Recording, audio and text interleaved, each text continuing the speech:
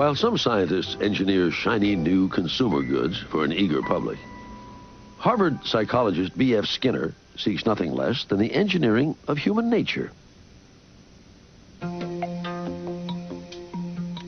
In experiments with subjects as simple as pigeons, Skinner declares that with the right social engineering, we can create a new breed of human being.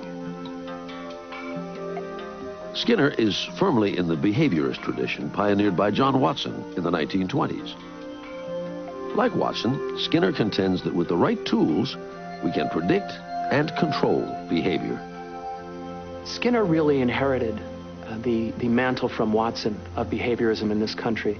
But it's kind of interesting to think about how there's a subtle difference in the way they went about it.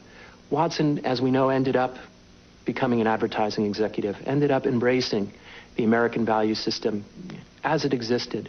Skinner was different. Skinner was a visionary. Skinner felt that through behaviorism, he could influence the world towards a greater humanity. Not meet humanity where it was, but take humanity to a new place through the principles of behaviorism. Picking up where Watson left off, Skinner wants to do the rigorous science to prove that environment is everything. Change the environment, he argues, and you can change the individual. Or in Skinner's case, the pigeon. Skinner himself was a born gadgeteer. He had, in his own early years, as a boy, for example, he developed ways of sorting ripe, I think it was cranberries, from unripe cranberries. He invented a cannon that would shoot things over his neighbor's fence. This was the kind of man he was. He was developing new ways to do everyday things in ways that were more comfortable, more efficient. During World War II, Skinner had developed a pigeon guidance device for the U.S. military.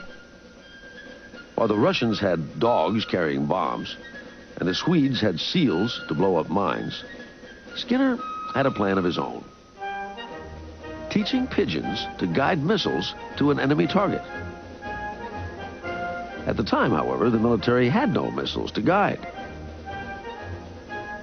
But Skinner's pigeon research did not go to waste.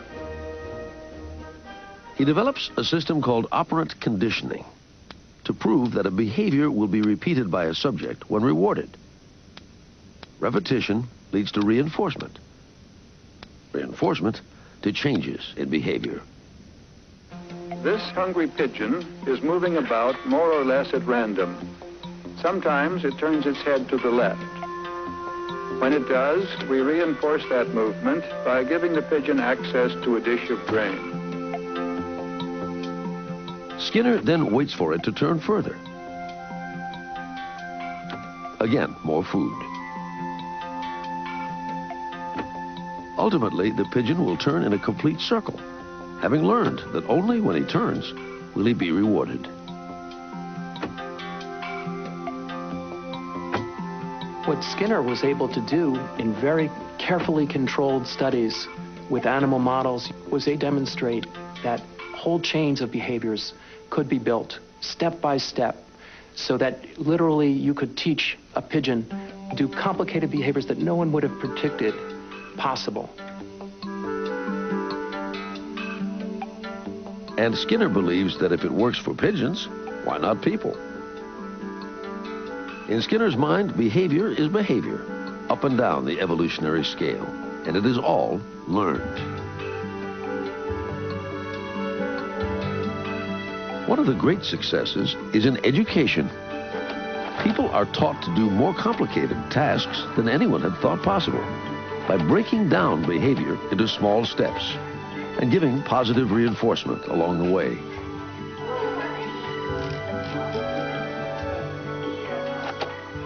The essence of Skinner's work was that we could manipulate the environment in ways that would permit us to produce any kind of behavior that we wished, and we could develop individuals in ways that made every possible future open to them.